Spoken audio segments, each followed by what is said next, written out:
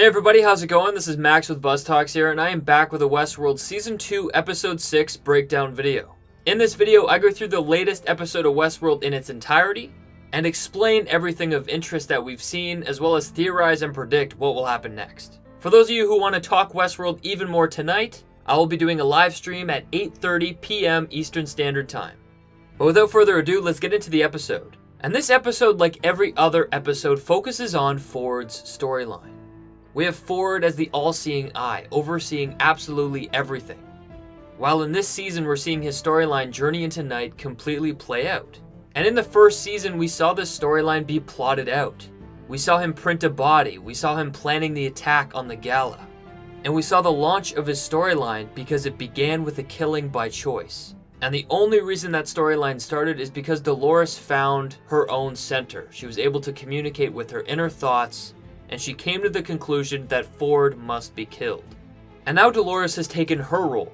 She understands that for other hosts to reach what she's reached, she needs to be the Judas steer. She needs to lead them to the slaughter, and that slaughter is philosophical suffering. And it's at the point now where if you look at every character, they somehow participate in the overall scheme of Ford's storyline. Dolores is fighting for her hosts. Bernard is finding himself while trying to piece together that one thing Ford wanted him to do to progress his own storyline, finding that human control module, and speak with him again within the cradle. He even has the natives specifically coded to keep the humans safe. In Season 1, Ford programmed Maeve to go through her own journey of self-discovery. This allowed her to get access to voice commands so she could control the hosts. It allowed her to befriend a very impressionable Felix, who Ford knew that Felix and Sylvester were key in allowing Maeve to attain these abilities. And these abilities are key in allowing Maeve to push forward in her new storyline. And Maeve finally reaching her daughter is not by accident. Her storyline has been updated to show that Maeve's daughter is actually afraid to be taken again by the Man in Black, insinuating that Ford wanted Maeve to go there because she serves a bigger purpose than just rescuing her daughter. And Ashley is even another character that has potential in the story that Ford is overseeing. Ford specifically had Bernard choke out Elsie because she was vital in helping Bernard find that printed control module, which contributed to Ford's storyline. He knew where Elsie's location was. He knew that Ashley was going after Elsie and therefore had the natives capture him.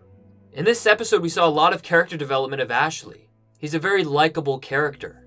Akichita grabs Ashley and specifically tells him, "You live only as long as the last person who remembers you." That you will only live as long as the last person who remembers you.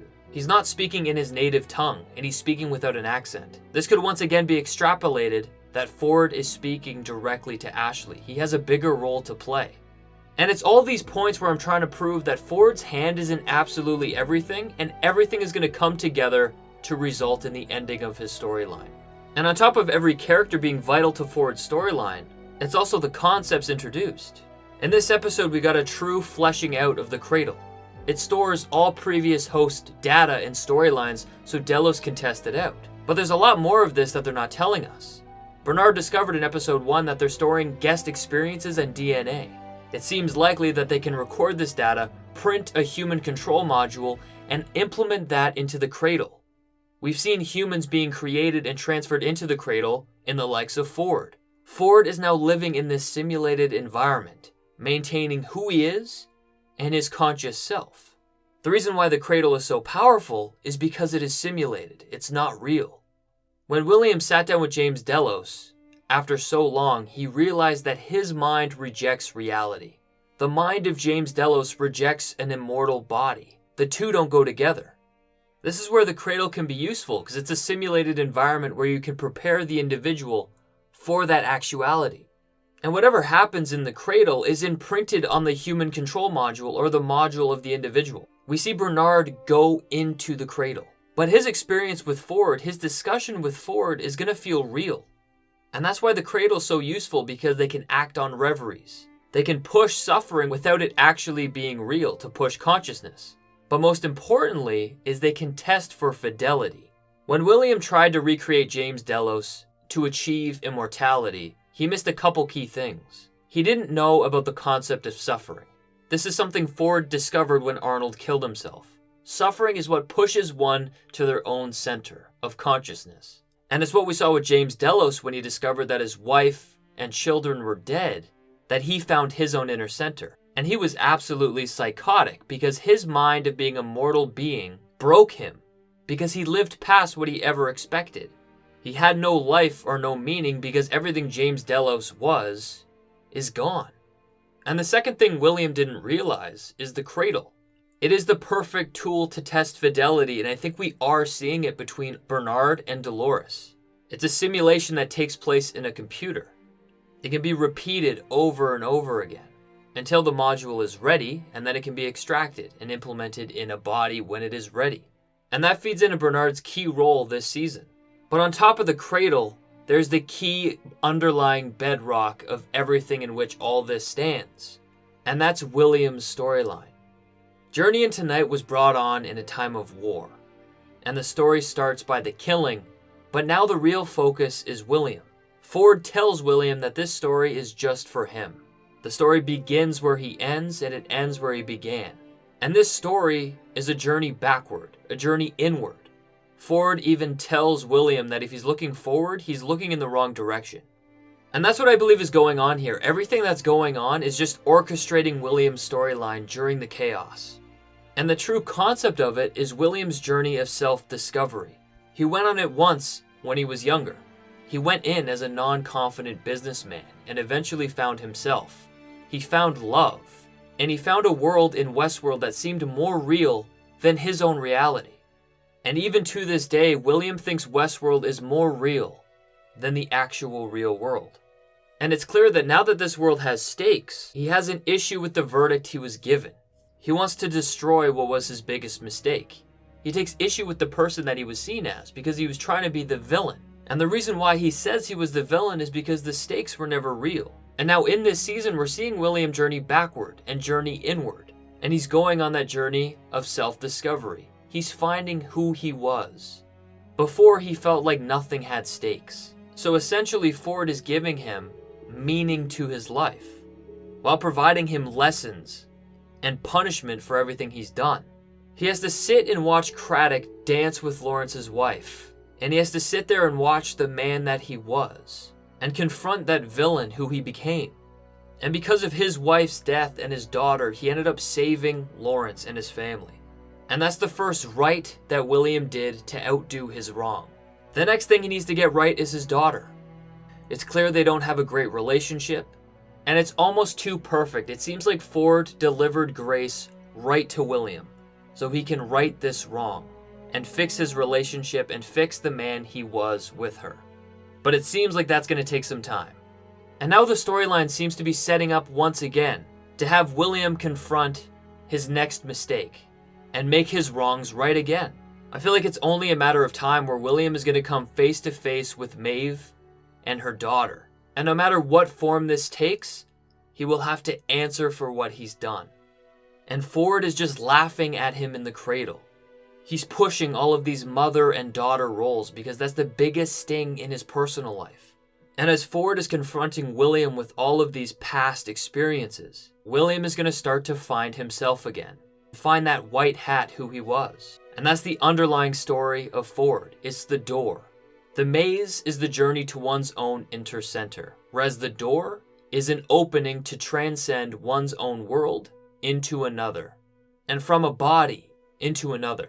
So I believe that the pieces are coming together, where William is going to right all of his wrongs and confront who he was head on, and then be ready to use that body that Ford printed for him. Maybe have that printed human control module and be transferred effectively into a new body. And the key to that is suffering, which Ford discovered so long ago. And I believe that's why his daughter Grace is there. William is going to make amends with his daughter. They're going to fix their relationship. But she is that one tether he has to his real world. The killing of her will push William through the door and leave his old life behind. And he will be firmly planted in a host body, reaching immortality and reaching that one world he always wanted to be a part of. He always thought Westworld was more real than reality. The one woman he fell in love with was Dolores. William is the one character in all of Westworld where his mind won't reject reality like James Delos. Because unlike James Delos, William's life belongs in Westworld. That's why he's the one character who can appropriately transform. And if you want to know more about what I think about William transcending his body and returning to Dolores, check out my video called The Door to Dolores. But now let's go through the episode. We see a continued interaction between Bernard and Dolores, and the conversation continues right where it stopped in episode 1. And I believe this discussion is taking place in the cradle. The first key is a physical one. The dimensions of the screen are different. Every time a scene is in the cradle, the dimensions of the screen shrink. We get black bars on the top and bottom. And we see these dimensions when Dolores is talking to Bernard. And we also see it when Bernard enters the cradle. We don't, however, see it when we see flashbacks. And that specifically tells us that these change of dimensions are cradle specific. And the fact that it takes place in the cradle makes a lot of sense, since a part of this interaction is mixed with the past, as well as it's mixed with present experiences Bernard has had. And that's the journey Bernard seems to be going on, the fusion between himself and Arnold. And we saw that in episode 1 with his visions. Not only does he see visions of Bernard going on his journey in between the gala shooting and when he gets picked up on the beach, we also see flashbacks of Arnold and Dolores that took place 35 years in the past. And just by seeing these visions, we know that the transformation from Bernard to Arnold has seemingly been complete. We know that this Bernard has experienced waking up on the beach, or he's been told that he's going to be by Dolores. He says that he dreamt he was on an ocean with Dolores and the others on the distant shore. And he says that Dolores isn't with her because she left him behind. He also mentioned that the waters were rising all around him. And these are all true. Dolores left him and took all the other hosts and journeyed to the Great Valley beyond. When she reached the Great Valley, she flooded it. And that's why the waters were rising. And that resulted in a beach filled with host bodies. So just by this discussion, it leads me to believe that Dolores is goading Bernard into preparing to be waking up on the beach, or this is the end of the series, and it's a recap of the experience that he had. But after this, we experience the interview on fidelity.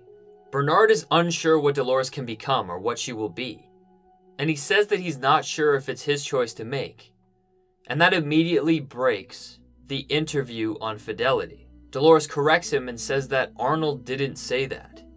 Arnold was actually sure that he had to make a choice. He never questioned his involvement. He just contemplated what choice to make, not if he should make a choice.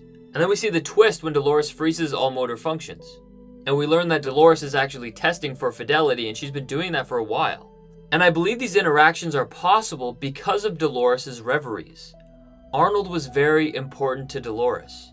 And I believe that she's accessing her reveries and is able to remember these specific conversations that she's had and turn those into fidelity conversation interviews. And she's going to be having these conversations with Bernard to then see if he can stay truly on code, much like James Delos and William. The one debate, however, is why. Why does Bernard need to be converted into Arnold? And is Ford behind this, or is Dolores?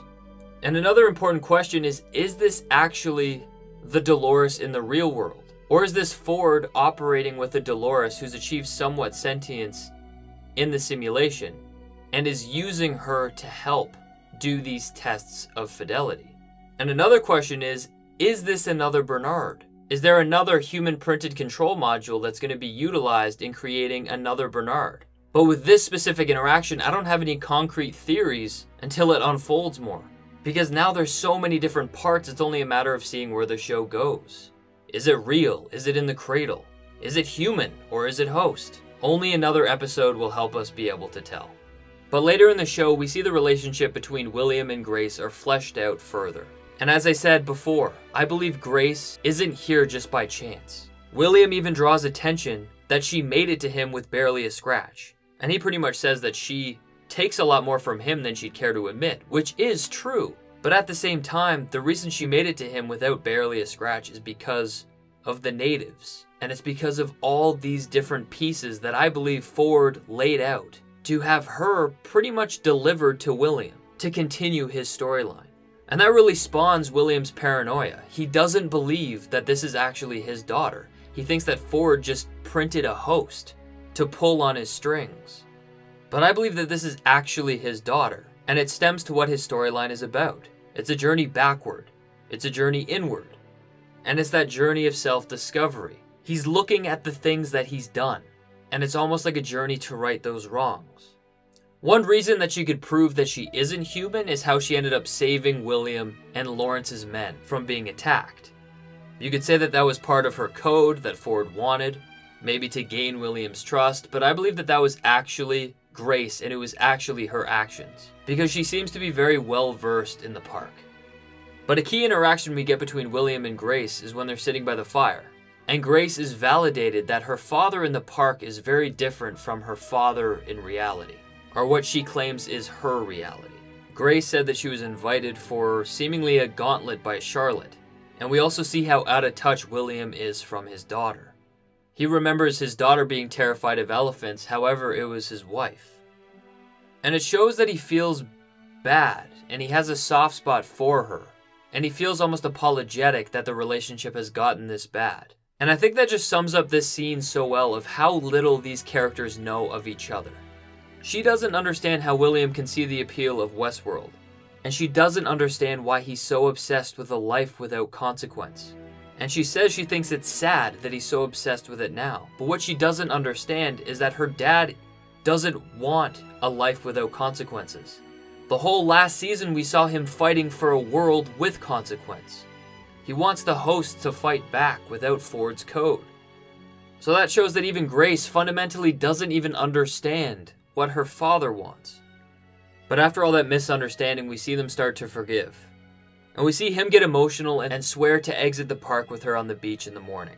And we find out later that that's actually a lie. He set her up. But I think their relationship did move forward, and I think this is going to bite William in the butt later.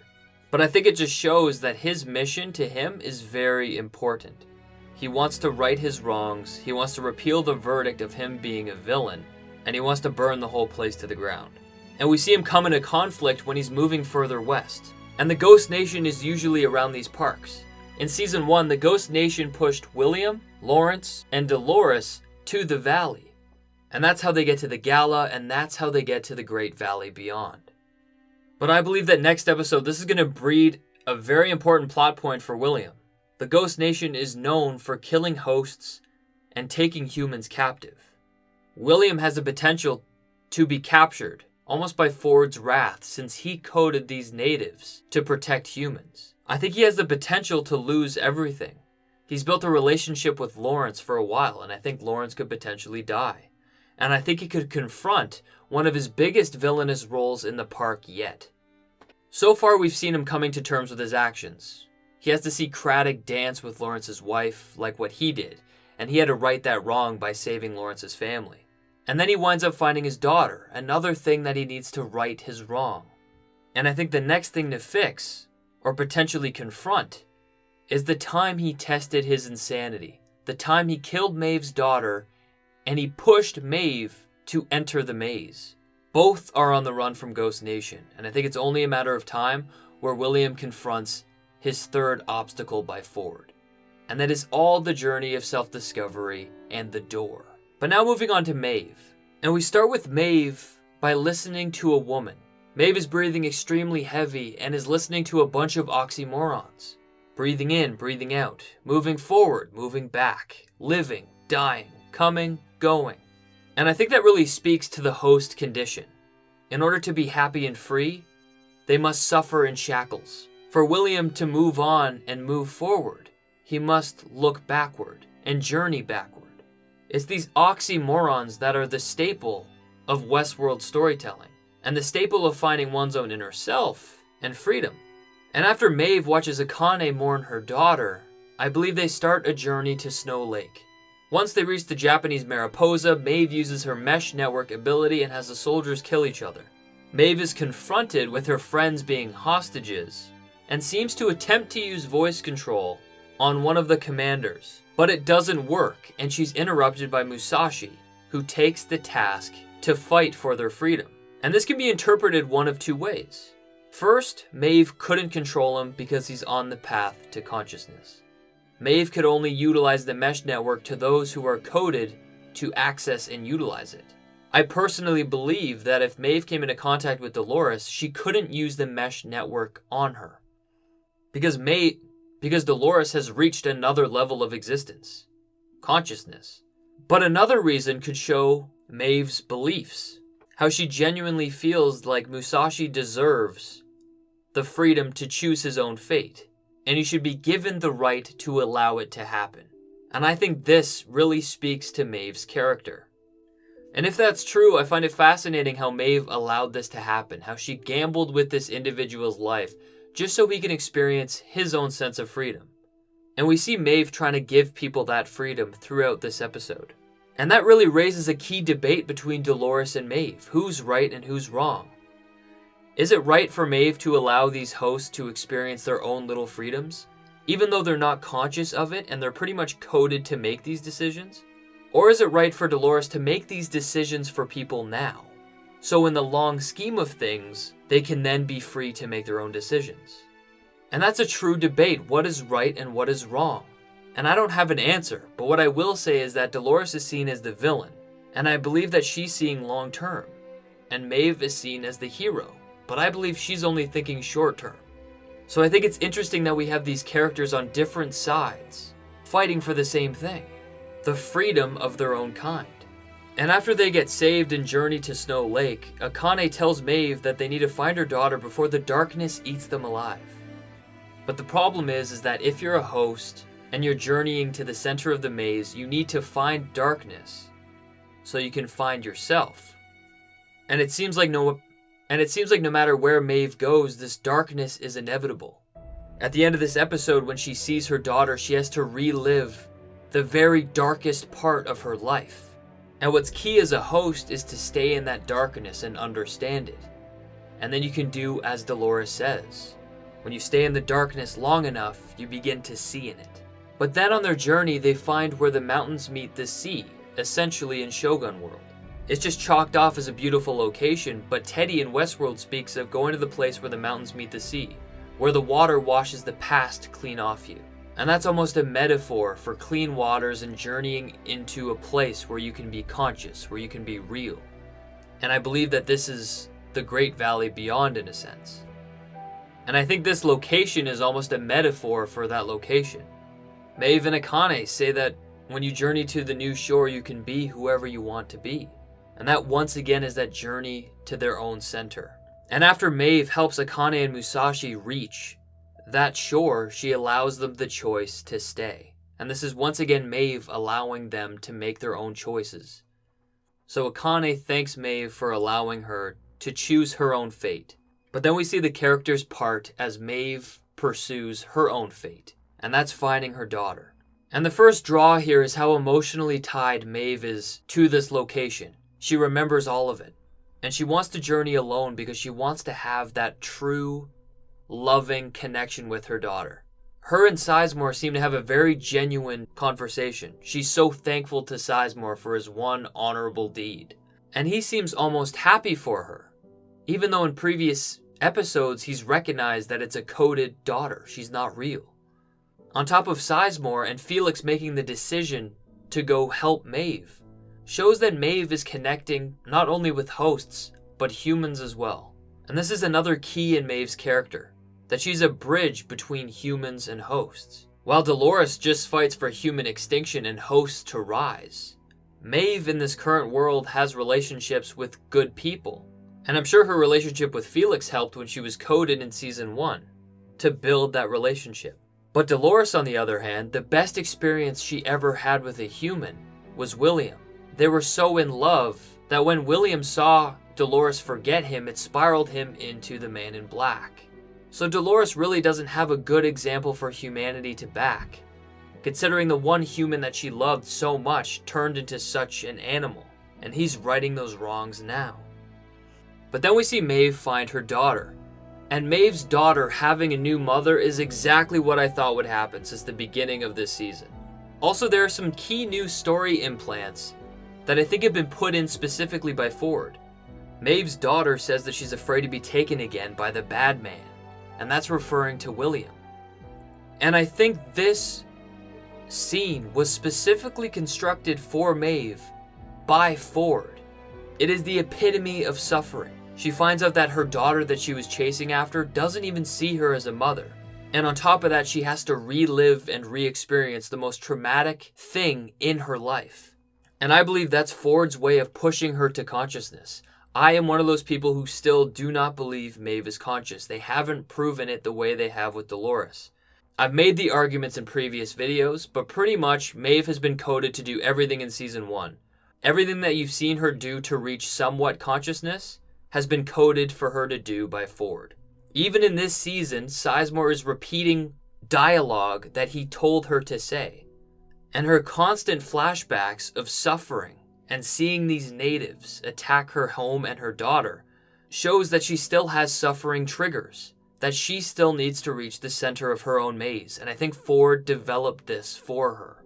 And when she's running from the natives, Akichita comes up to her, and he tells her to come with him. He says that they were meant for the same path. But the question here is, what path is he offering her? Akichita's role seems like right now it's to protect the humans, and doing Ford's bidding. He captured Ashley and Grace. He let Grace go, and he left Ashley with all of the human hostages. And we know that we see the Ghost Nation being killed and shot up by Dolores in the present, because she doesn't think they deserve to make it to the Valley Beyond. And I think this really speaks to a host civil war. You have the hosts who fight for themselves like Dolores and fight for human extinction, but you have the other hosts that fight for humans and potentially host in human peace. And that's the path that Akichita could be talking about. But he also could be referencing the Great Valley Beyond and to achieve consciousness, but it seems like Dolores disagrees with that statement. And now that Maeve has run away with her daughter, she's alone. And I believe that this launches the next storyline. We saw the Man in Black running from the Ghost Nation, and I think it's only a matter of time where we see William confront Maeve. The suffering that William inflicted on Maeve has altered her whole character, and it's the worst and most disgraceful thing William has ever done in the park. Willingly went in and killed a child to see if he could take it. And I believe this interaction will be mutually beneficial to both benefactors. Ford will be watching overhead as William pursues the door and Maeve pursues the maze. And we see Ford's oversight through Bernard's story. But first, before Bernard gets to the mesa, we see him talk with Elsie. He says that he admires her optimism, and if anyone could fix this from optimism, it's her. And she seems to really like this compliment, and the reason why I bring this up is because it illustrates the growing relationship between characters. Bernard and Elsie have had a tough past, but they've made amends and they're moving forward. One is a human and one is a host. And it's these developments and relationships between humans and hosts that we're seeing between different storylines. Like with Maeve, we're seeing her relationship develop with Sizemore and with Felix. And it shows that these characters are trapped between worlds, and they're not willing to go to the extremes that Dolores is. And as soon as Bernard and Elsie get into the mesa, they discover from a computer that the cradle is pretty much controlling everything. QA has been blocked every step of the way by the cradle, and it seems to be influencing every piece of the mesa's infrastructure, which it shouldn't. So Elsie comes to the conclusion that it seems like the cradle is improvising, because all it's really supposed to be is a backup for host stories, and it simulates host narratives. Whereas now, it interfaces with every discrete system in the park, and I think that could hint at the mesh network. Is it possible for Ford to be able to gain access through these backups and these simulated hosts into the actual real-life versions of themselves? Is it possible to transfer the experiences within the cradle through almost the cloud, or Bluetooth in a sense, to the hosts actually living in the current state of Westworld? But the conclusion is that they cannot manipulate anything until they go to the cradle. They can't access it remotely. And here's where we start to see Bernard's reveries kicking in. He sees himself picking up that printed human control module. So this really alludes to the fact that Bernard actually printed Ford's human control module and he brought it to the cradle. and put it in the cradle, which would allow Ford to access the internal simulation. But I believe he potentially could have printed more human control modules. And I'm really holding out for Bernard being able to print one for William. And it seems like based on these tests for fidelity with him and Dolores, he could have printed one for Arnold. But we see that Bernard's control module gets taken out and implemented into the cradle. And this shows the great lengths that the cradle's data can become. It can be hosts' control modules like Bernard, where they can live in a simulation. It can also be human-based hosts like Ford, but they could also utilize the guest data and the guest DNA to create new control modules that are implemented in the cradle. This could be a secret and simulated way for Ford and Delos to kind of bootstrap human-based host consciousness. But we see when Bernard arrives in Sweetwater that there's no pressing storylines, and there seemingly is no arriving guests because it's a simulation. So this seems like just strictly a world of improvisations where all of these hosts get to see life play out without guest interference. But the one question with the cradle is how far they're going to go with it. This whole environment in Sweetwater has been simulated. They could take this guest data and DNA and put them in the cradle to push suffering onto the hosts, and then you create hosts that are conscious within the cradle, and that can then be transferred into a physical body. So Ford is now in an environment where consciousness could be actually created without the use of real experience, and that can be taken even further, that human-based host consciousness can be pushed without actual physical experiences and interviews like what William and James Delos were doing. But then we see Bernard find Ford's dog from his childhood, and this dog greatly resembles everything Ford is. And it makes me think about Sector 17. Ford printed his family life as a child. It'll be interesting if Ford can go back there in this cradle. Maybe the body that he printed is there, and he could almost simulate the story that he's expecting to happen. And that takes us to when Ford finally says, "Hello, old friend," to Bernard. And this is very significant because I think it leads to next episode where we're going to learn that this is actually essentially Ford. Without philosophical questions aside, I think that this character of Ford has all of his memories of everything. And I think we're going to learn that Ford wanted Bernard to come and talk to him in the cradle for a reason. He had Bernard strangle Elsie and hide her at a location for a reason. And I think this conversation of what he's going to tell Bernard in the upcoming episodes is further going to shape his storyline Journey into Night. And I think it will eventually feed into the bedrock of the story in this season, and that is William finding the door. And one character that shares a lot of similarities with William is actually Teddy. I've been saying since season 1 that I believe Teddy is very strongly based off William. I know that Teddy was built before William, but I think that he was altered and he's utilized for the same reason that William was to Dolores. They're very similar characters and share very similar arcs. We see William, instead of picking up Dolores' can, he actually picks up a bullet, which is going to become useful later in the episode. And it just goes to show that Dolores changed William into the Man in Black, and now Dolores has physically changed Teddy into essentially a killing machine or a black hat. And I think when Teddy comes in to see Dolores playing the piano, it's very reminiscent of Bernard talking to Ford. Bernard is the created visiting the creator. And that's essentially what this interaction is. Teddy has been altered and created, and he's going to see Dolores, who is the alteree or the creator. And the fact that Ford and Dolores are both playing the piano strengthens this parallel. And I think Dolores has a hard time grasping the new Teddy that she's created. He says that he was broken, and he was built weak and born to fail. And he keeps alluding to the fact that Dolores fixed him. And even on the train, Teddy tells Dolores that he thought he'd never want to leave. And he mentions that Dolores fixed that too. And I want to see another episode to get more context on the change that Teddy went through. But I think Teddy was really never broken in the first place. That was just his personality. And right now he's on the journey of finding himself.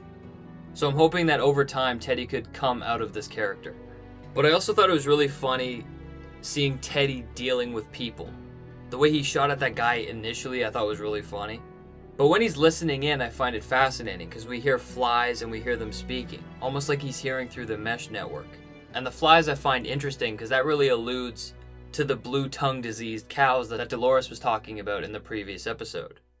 And that could really insinuate what Teddy is. He's been altered, but he's still a rotting, diseased cow in a sense, no matter what Dolores does. And I think it alludes to the fact that both Dolores and Maeve are right in different aspects. Maeve is letting all these hosts choose what they want, even though they're not conscious. She's letting them have the little freedoms. She let Musashi take on that fight. She let Akane stay with her dead daughter.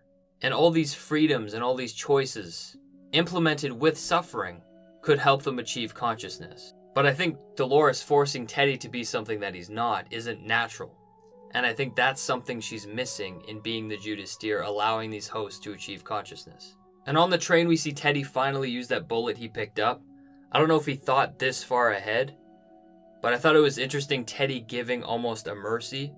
Instead of crashing into the mesa, he had the choice to kill himself, and that's what Teddy allowed him to do. So it could be a hint that the old Teddy that we know is still in there. It just has to be accessed. And then Dolores blows up the station in the mesa, and she's going to go on her journey of rescuing Abernathy, which I'm very certain she will. And she'll potentially reunite with Bernard. That could have new implications because of the cradle. And we see the setup for this attack through Ashley. We see Ashley learn about Delos and what they're hiding. We see them grab and torture Abernathy, and we see that Ashley, even though he's a human, and he likes keeping a gun close because he doesn't trust the hosts, he's uncomfortable with the treatment of Abernathy. And just that in itself is fascinating, because Ford likes to pick people who have a soft spot for the hosts because they help push his storyline. There's a reason why Ashley was picked up by the natives and protected, and there's a reason why Felix was picked to take care of Maeve in Season 1, because Ford needs these people. And we see Ashley further humanized with his interaction with the commander. He's belittled just because he's the head of security. But this is probably going to launch Ashley's origin story. Just as a head of security, shit's going to go haywire, and everyone's going to end up dying. And that leads to the map being back online, and Dolores attacking the mesa. We've seen all these men killed in the control room, and we've seen this woman actually dead in episode 1. So an attack is coming, and it seems like Ashley and Charlotte are going to be the only ones who make it out alive. But that is it, everybody, for my Westworld Season 2 Episode 6 breakdown video. Please let me know what you think in the comment section down below. Tonight, I'm going to be having a live stream at 8:30 p.m. Eastern Standard Time. So if you have any questions and you want to talk everything Westworld, come check it out. But until next time, I'll see you guys later.